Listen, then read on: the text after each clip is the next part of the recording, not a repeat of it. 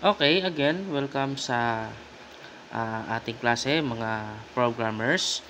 Now, we will move to introduction to computer programming and computer programmers. So, actually, this is the part 2. And in this session, we will focus on understanding the basics of HTML and how it helps us build simple web pages. Now, for the learning competencies, by the end of this lesson, um, you would be able to do the following. First is to define what HTML is and understand its functions. Second is recognize the basic structure of an HTML document. Third, create and save an HTML file using a text editor. Pero in our case, where we're going to use Notepad++. And if you don't have Notepad++, pwede ka namang gumamit ng compiler sa iyong Android phone. So, pumunta ka lang sa Play Store, sa Google Play Store, and then i-search mo lang doon is yung HTML code. So, bibigyan ka noon ng compiler. Iba-iba naman kasi mga compiler na pwedeng gamitin para makapag-create ka doon ng HTML file. And finally, display a simple web page using a web browser. Now, what is HTML? HTML stands for Hypertext Markup Language, and it is not a programming language. It is the standard markup language used to create and structure content on the World Wide Web. Kung sabi nga natin kanina, sabi nga natin doon sa ating last lesson na si HTML, ang purpose niya ay mag-display ng mga design or ng mga text na gusto nating makita sa ating web page. So, for the function of HTML, the primary function of HTML is to define the structure and content of web pages. Now, it uses tags and elements to organize and present different types of content such as headings, paragraphs, and lists. Also, HTML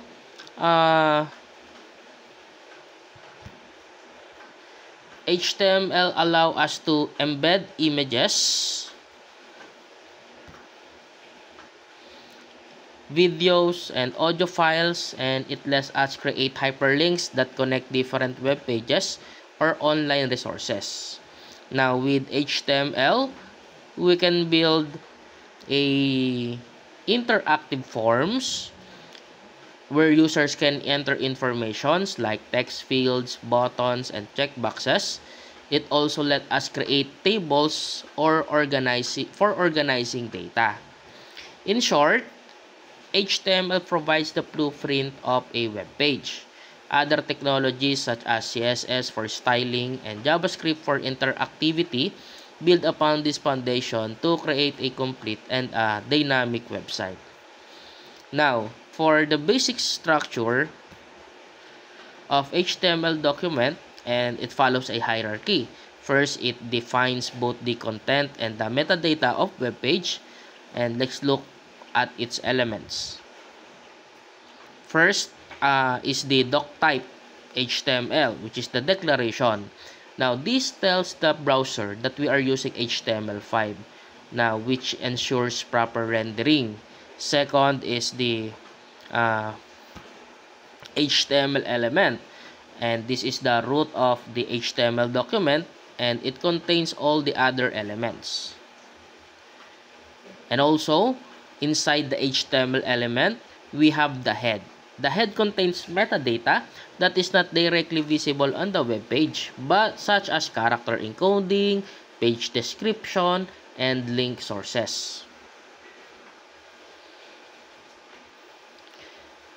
In the head, we often use the meta tags for information like character encoding, the title to define the page's title, which appear in the browser tab. We have the link to connect CSS style sheet, and script to add JavaScript functionality.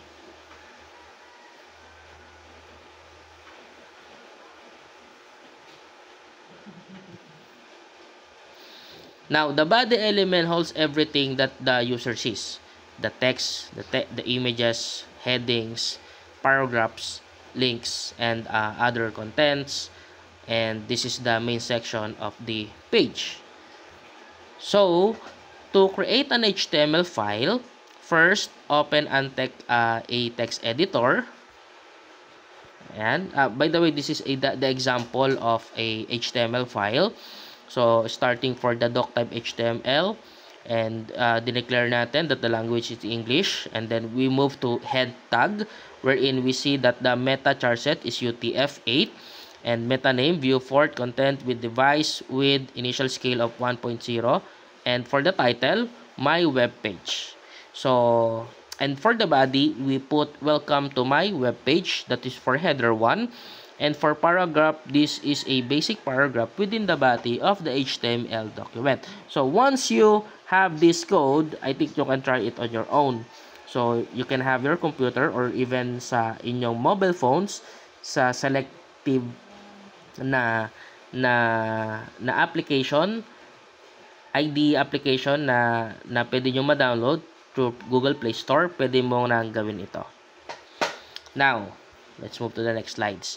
To create an HTML file, first open a text editor like Notepad, TextEdit, or Visual Studio Code. So by the way, we're talking here sa laptop or desktop computer mo. Then type your HTML code. For example, you can start with a simple structure containing a head and paragraph. Ito yung example niya. Ayan. And after that, another example. And another that, next, save your file. Go to Save As. And after that, you choose the folder where you want to save your file. And give your file a name with the .html extension. For example, index.html. To make sure that the file type is set correctly before clicking save. Why it is important that the file is correctly saved in HTML file? Kasi, as you remember, sabi natin kanina, we were going to use text editor. So, kapag sinave natin siya na hindi naka-HTML file, possible na by default, mabuksan siya .text. So, which is not a HTML file. So, kaya kailangan manually, i-edit natin siya at i-save natin siya as .html. Now, after saving the file, you can find the file on your computer. On the folder where you save your file, and double click it. Now the browser will open it and display the content that you wrote. So in our next lesson, igagawin nating manual yan, ipapakita ko sa inyo. Now to display in a web browser, finally, to display your web page, simply open the save.html file in a browser like Chrome, Firefox, or Edge. The browser will render the code and it will show the input. Ayan. Example output natin dito. So, in this content, the browser may display a heading that say hello world and a paragraph that say this is a simple web page display in a browser. Now, this shows how HTML code become a visible web page.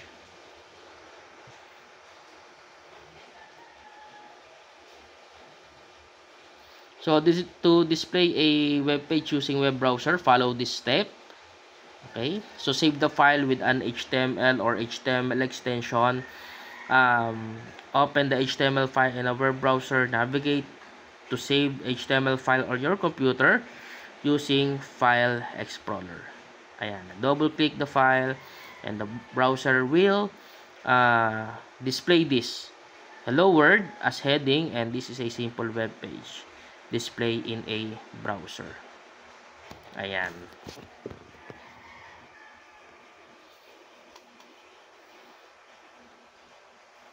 So with that, susubukan natin mismo sa aking cellphone, since most of you ay wala namang sariling computer, desktop computer or laptop. So ito yung sinasabi ko sa inyo, you can open this code editor. Ayan, so open nyo lang si code editor. And then pagpasok natin kay code editor, so I have a existing here yung page 1.html, page 2.html. So kopyahin ko muna yan. And then alisin ko muna.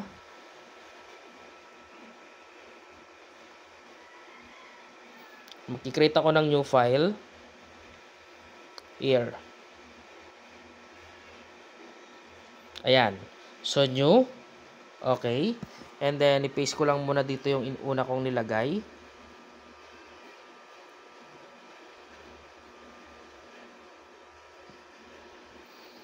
Okay. So, kung makikita nyo naman, so, I have a doc type HTML. Lagyan ko lang ng space. And then, yung HTML tag natin, ito yung open tag. Ito naman yung close tag. We have the header, which is ang title na nilagay natin is resume. So, babaguhin natin. Ang ilalagay natin dito is my first web page. Sige. My first web page. As you can see, lahat pa sila nakakulay black pa. Kasi hindi pa natin nasa-save as .html. Kasi kung mapapansin nyo sa bandang taas niya, untitled pa yung nakalagay. So, we have this the body. Gumamit ako ng href na tag dito. Pero, aalisin ko yan. Buburahin ko yan. Kasi ang gagamitin natin is header. Ayan. So, gagamit tayo dito ng header tag. H1. At ang ilalagay natin sa kanya is hello world. Ayan. And then make sure na gagawa tayo ng close tag natin.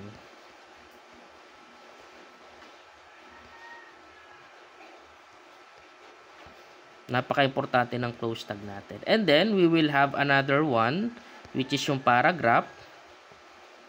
Ayan. At ang ilalagay natin sa paragraph natin is this is a simple web page.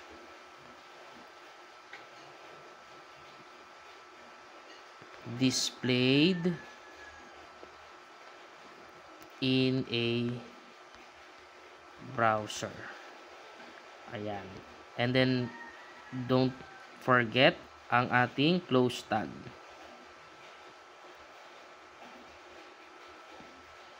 Okay, so now we're going to save this one. So click lang natin yung save button natin. Ayan, so hanap lang ako kung saan ko siya pwedeng i-save. Ayan, so dito pwede na yung dito. Ayan.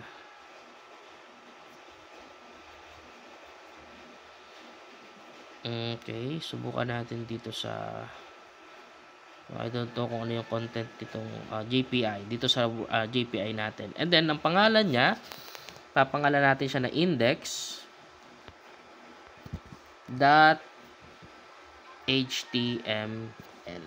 Ayan. So, na-declare na natin siya. Tapos, save na siya sa HTML. Save ko na.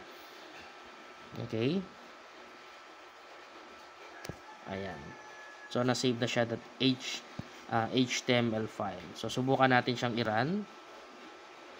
So, hello world. This is a simple web page displays in a browser. Ayan. So, ayan yung kanyang naging output. Ayan. So, may advertisement lang dahil we're using dahil libre lang naman to.